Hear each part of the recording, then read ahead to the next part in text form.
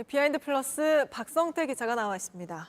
자, 박 기자, 조금 전에 평소와 다르게 입장을 했는데요. 첫 번째 키워드부터 볼까요? 네, 첫 키워드는 만찬의 이유, 물음표입니다. 네, 누구 이야기죠? 황교안 전 미래통합당 대표인데요.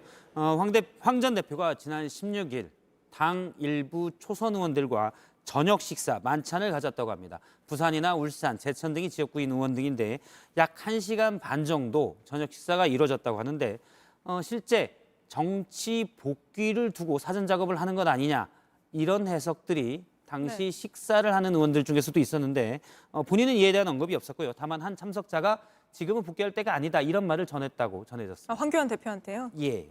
예. 근데 사실 정치인들이 밥 먹는 거 그냥 밥 먹는 건 아니잖아요. 뭐 정치 활동을 다시 하겠다 이런 뜻인가요?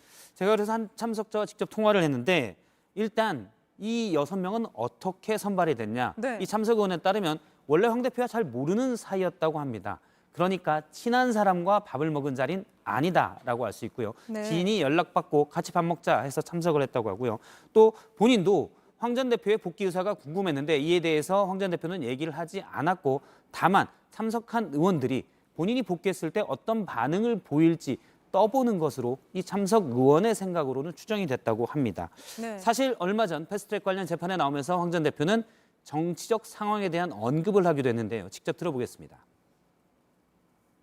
요즘 불면의 시간을 보내고 있습니다. 정치는 답답하고 국민께는 죄스럽습니다.